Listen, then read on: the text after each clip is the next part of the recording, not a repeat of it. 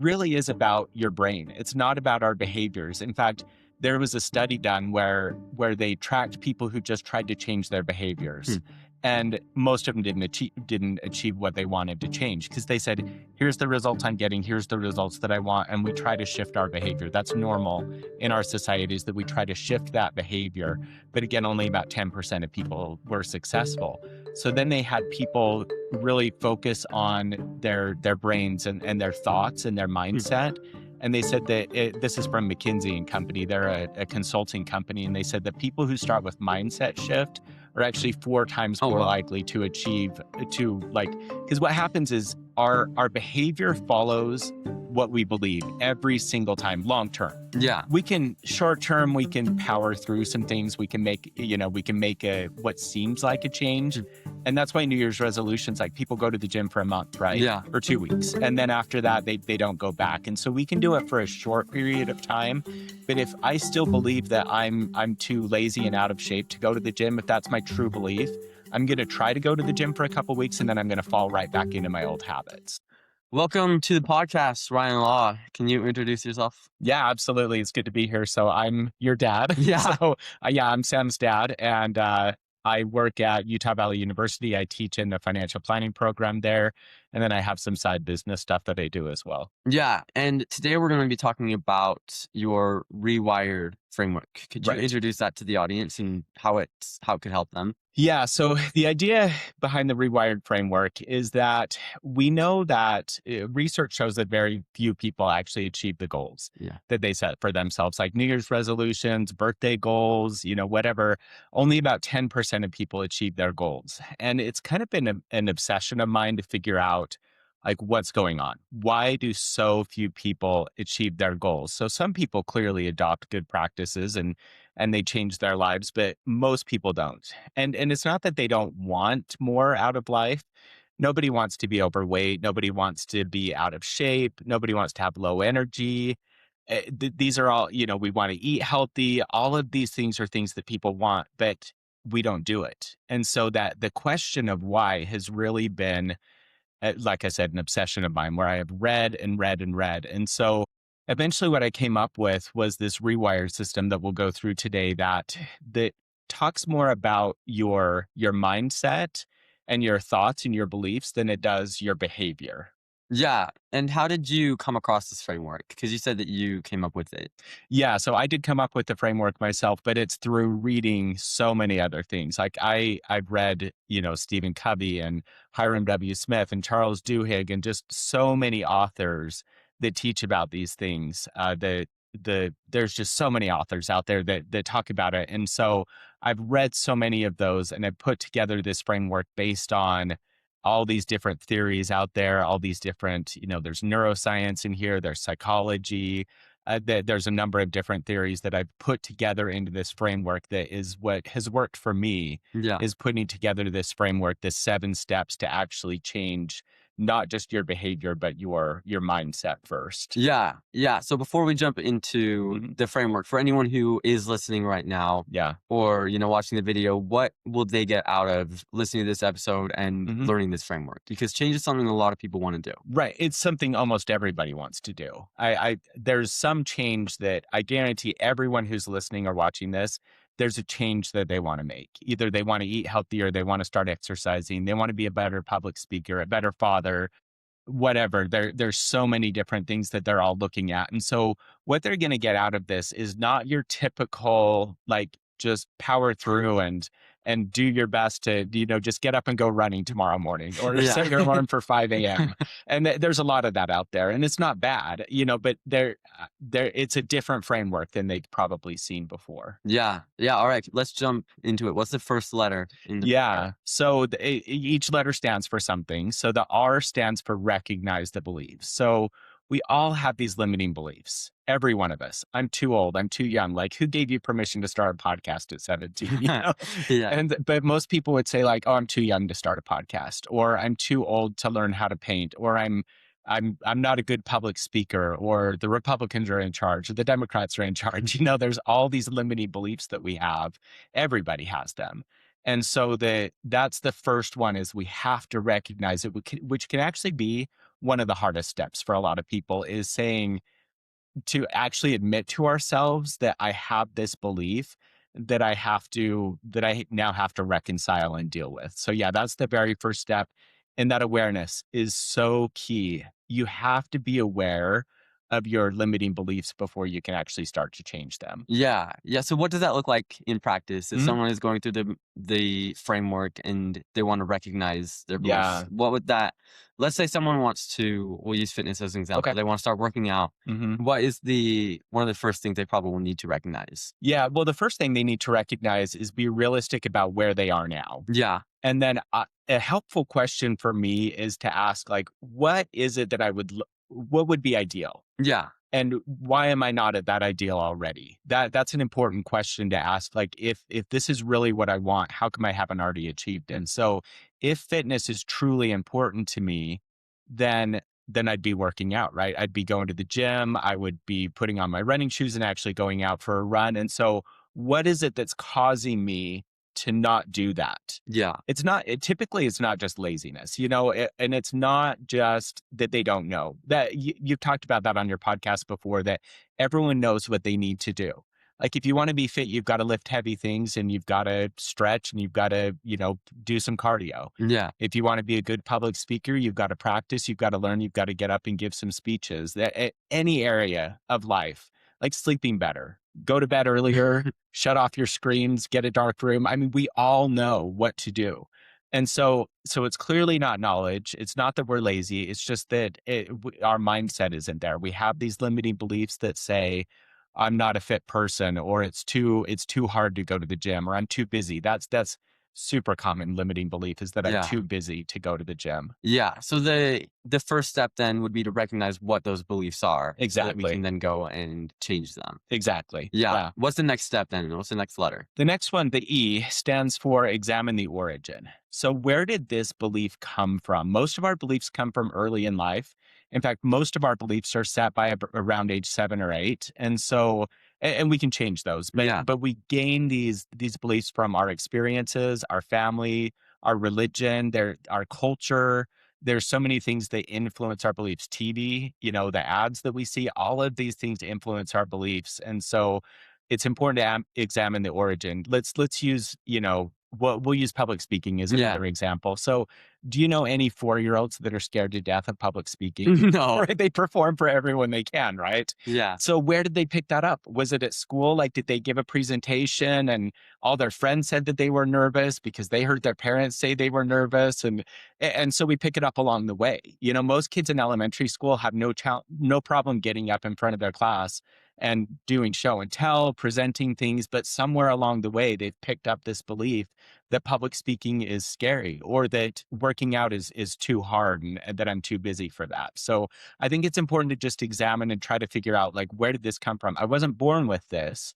So where did I pick this up along the way? yeah, so you examine then where the Mhm. belief came from, and why is that helpful? Because if you already know what the belief is, why do you need to identify the origin? Yeah, for me, it's just helpful to look back and say, okay, my parents had this belief as well, and that's where I got it from. Hmm, So I like that idea of identifying where it came from, so that I can then say, okay, I didn't have this the first 10 years of my life. So where did I pick this up along the way? If I wasn't scared to present in elementary school, why did that happen in junior high? That suddenly I changed and became nervous to stand up in front of my class. So it's just helpful to understand where it came from, so that you can then look back and say, okay, I wasn't always like this, so I can change again. yeah, yeah, I like that. How about uh, the W? What's yeah, W is to weigh the weigh evidence. the evidence? And that's with that one, you're really looking at, is it true? Hmm, Which none of our limiting beliefs are fully true, right? I'm too busy to go to the gym. Well, I'm going to pay for it later, right? If I don't go to the gym now, I'm going to pay for it later.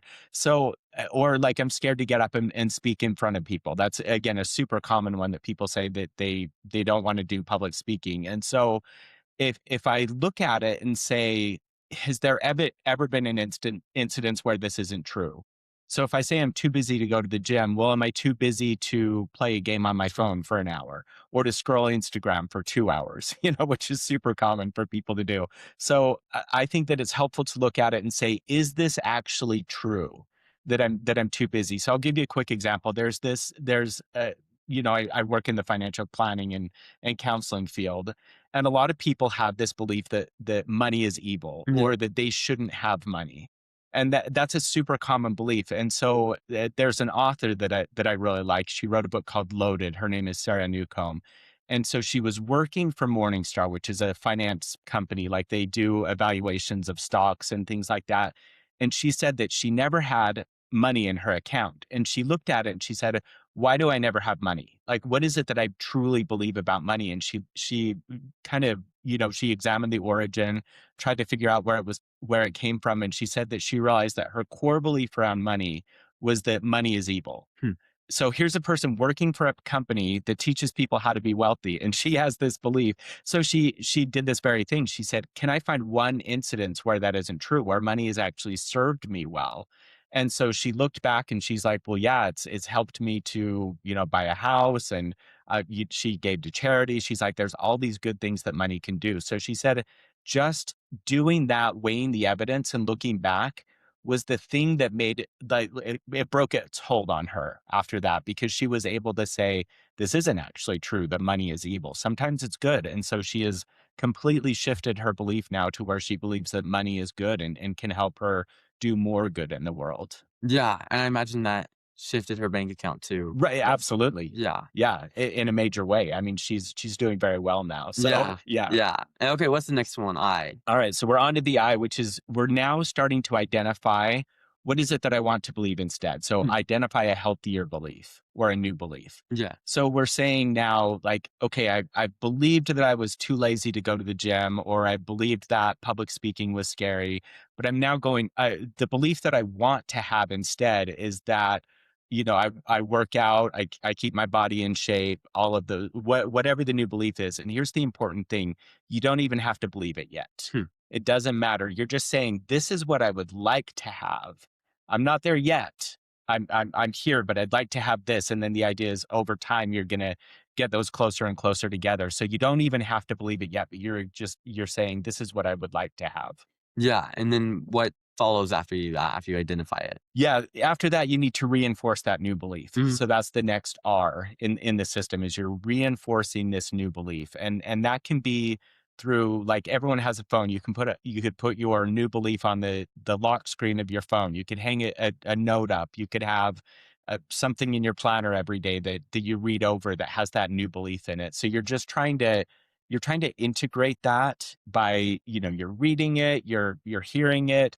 There's a guy that I follow who writes songs for his new belief, and he'll just listen to these songs over and over, and that helps him rewire his brain. So that's the way he reinforces those beliefs. Somebody might paint a picture of it. Somebody might write a poem. There's numerous ways. So whatever works best for you, you've just got to reinforce that new belief. So you're trying to get it, like, into your brain that your Exactly. mind goes there, that when you think, "Oh, I'm too lazy," but you're like, "Oh, actually, Right. I do have the time to work out and I do take care of my body." Exactly. Yeah, what have you found has worked for you as in reinforcing? Yeah, for me, I like to write things down. Mhm. That works really well for me. And rewriting it, that's something I learned from Brian Tracy. He talks about how, like, you should rewrite your top goal like 10 times every single morning. Oh, wow. And so rewriting, I like to write with pen and paper. I don't, you could type it, if that works for you, but I like to write things down. So I'll often write like an affirmation in my planner. I'll write, something, whatever I'm focusing on at that time.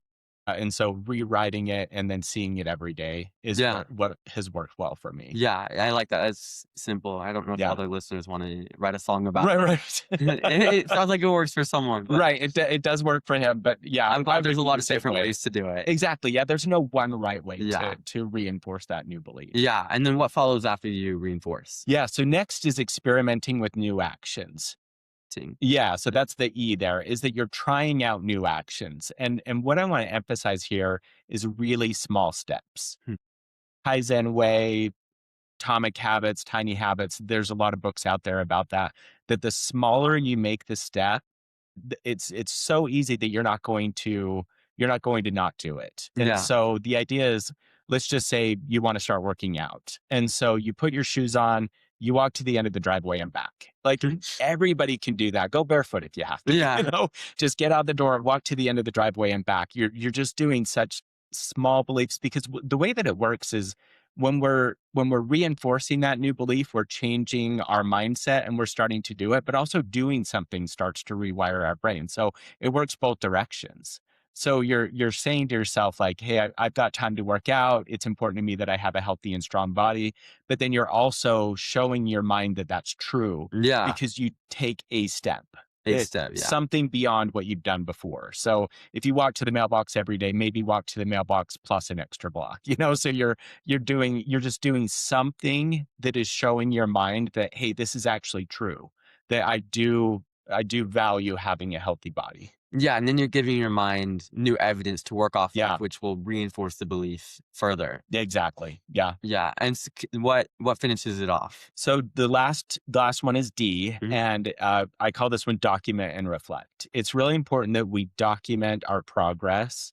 So if it's going to the gym, for example, are you recording Hmm. when you're going to the gym, what exercises you're doing, the weight that you're lifting, so that you can see progress over time through your documentation too. It's really hard to see progress in your body immediately. Yeah. Like it might take you a year of going to the gym before you really see a difference in your how you look. But were you lifting 100 pounds and now you're lifting 150? That's major improvement. Y- So and so watching those steps, documenting it and being able to looking back and reflecting and saying, "Hey, I am lifting a lot heavier than I was in the past, and so I've made a difference already." Yeah. So documenting that probably further reinforces it because Mhm. you can see that you've actually made progress of Right. putting in this belief. Exactly. Yeah, whether it's marking an X on a calendar, putting it in your planner, whatever it is that you're working towards, always document and reflect on it. Yeah. Yeah. So can we go through the framework again? Yeah. Yeah. Okay. So rewired. Yep, rewired. So number 1, recognize the limiting belief that you have right now. So Recognize. that's the awareness. Step number 2 is to examine the origin. Step number 3 is weigh the evidence. Step number 4, we're going to identify a healthier belief. Step number 5, we're reinforcing that new belief. Step number 6, we're experimenting with new actions. And step 7 is that we're documenting and reflecting. Yeah. And this sounds like a very solid Mhm. framework. How do you know it works though? It works because I've tried it in my own life. Yeah. And so and I've seen numerous other people try it as well. I've been working with people on making positive changes for years now. And there was something missing in the framework Hmm. before. I actually wrote a book called Make Positive Yeah. Changes that has 5 steps in it, and there I knew that there was something missing, but it wasn't until I went digging a little bit deeper and realized that I was missing some important, early steps, and so, it's worked on many other people who have tried it, and most people who make changes, they've actually gone through this process, they just don't realize Yeah. it, and so because 'cause they've looked at it, they've said, "Hey, it used to be this, and now I'm here. How did I get there?"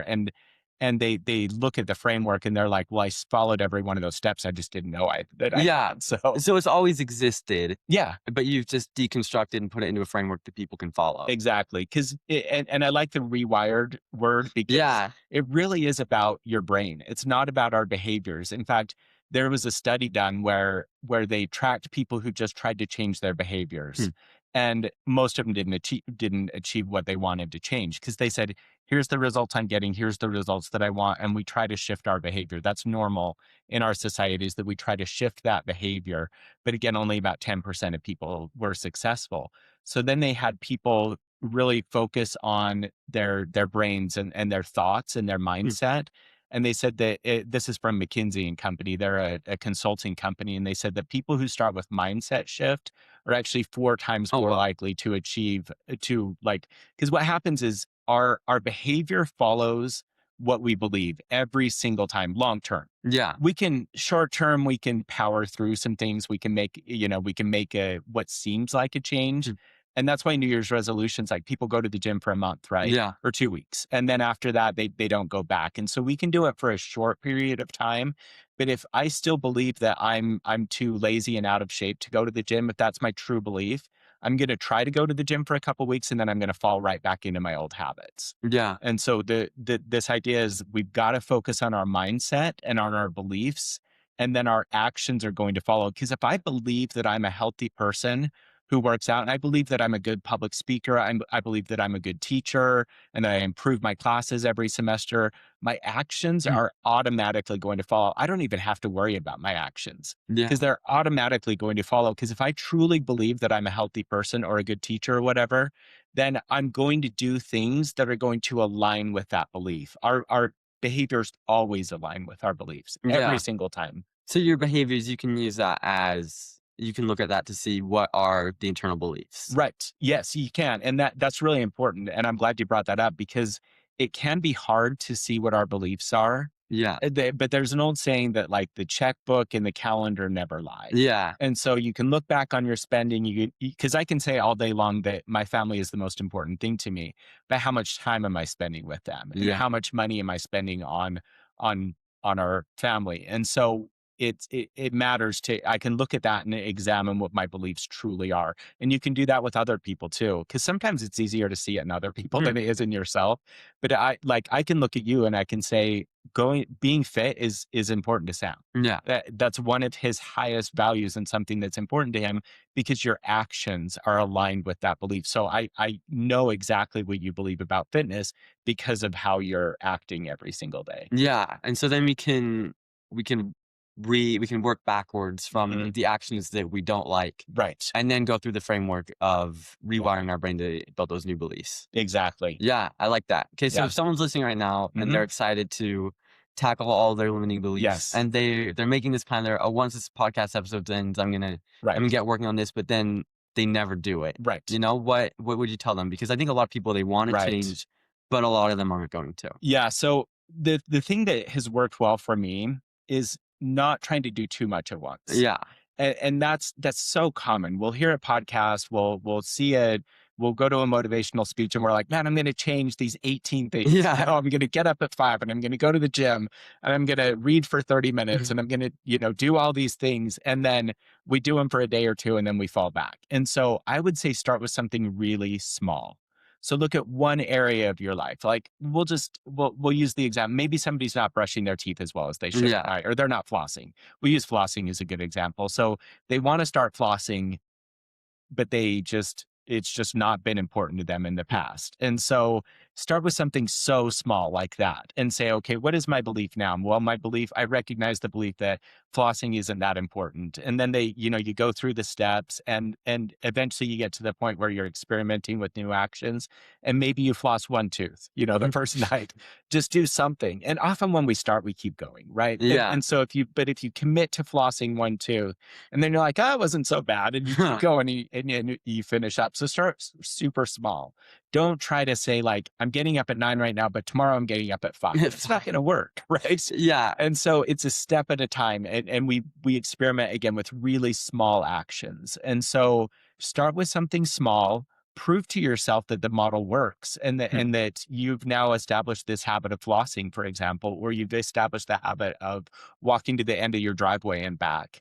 And that's that again, those actions are also going to help rewire your brain. So you're doing these little things, but you're walking it through the process. So start small and then you can build up from there. So I'll give you a personal example. Mhm. So I had gotten to the point where I was working late at night. I was often up until about 2 Hmm. working. And I convinced myself that I had to. Hmm. I'm doing these side projects. I've got my work. I'm teaching class tomorrow. I'm not prepared for. So I was working until 2 and sleeping an average of 5 to 5.5 hours a night. That's not, I need 7 to 8, Yeah. right? Everybody does. And so I walked it through this framework. I wasn't even aware I was doing the Hmm. framework at the time, but I've started to shift it. And now I'm closer to 7 hours every single night. Oh, And nice. so it works. I know that it works. I'm also going on a lot more walks. I'm going to the gym more often. And so, but it's a step at a time. And you've got to results take time to measure. And that's important that you may not see the results right away, but document and you're going to see them as you look back. Because is incremental for most of us. We want to see dramatic change, but that's just not how it happens. No. And so we've got to take a step at a time, move in that direction. And then we can look back and say, okay, I really have made progress. I'm now flossing every single night without an issue, or I'm walking 2 miles a day without even thinking about it. And so Yeah. that's what happens as we take these small steps. Yeah. Was it hard at all to, deconstruct it slowly? Because I bet there's a Mhm. temptation to, Yeah. oh, I'm just going to cut everything off at 10 p.m. and I'm going to Yeah. be in bed by 11, because that's how people like to approach it. That's Right. what I enjoy doing, but I don't think that it really works of tackling. Yeah. It can. It If can. it's important enough to you and you've hit, like, sometimes people hit rock bottom Uh huh. and they're able to change drastically. So Uh huh. it does happen occasionally.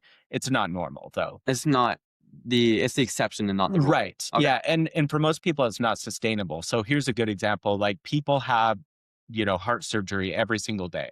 And they all say, I'm gonna exercise, I'm Yeah. gonna eat better. And it's like 3 months before they're back into their old habits again because they still don't believe that Hmm. they're this new person. And so most, in fact, a lot of them just never change at all. Wow. Most people who go in for heart surgery once end up having a second one later on or a heart attack because they just haven't changed their lives. Oh wow. And I'm not judging them. It's hard, to make those changes. And so, but that's why I think taking those really small steps is more important. And the earlier you do it, the better. I think that it's easier when you're younger because you're willing to try new things Hmm. and you're experimenting with new things. And that's a limiting belief, probably. But I'm Yeah. saying it's easier when you're younger because I've made changes. But I would encourage, I know that your audience is mostly young men. And so do things right now that are the habits that you want to establish later on in life. Do them right now because, like, you're not going to give up working out when you get No. married and when you have kids and you've got a career and all these things, or you're running a multi-million-dollar business, but fitness is still going to matter to you because it's part of your identity.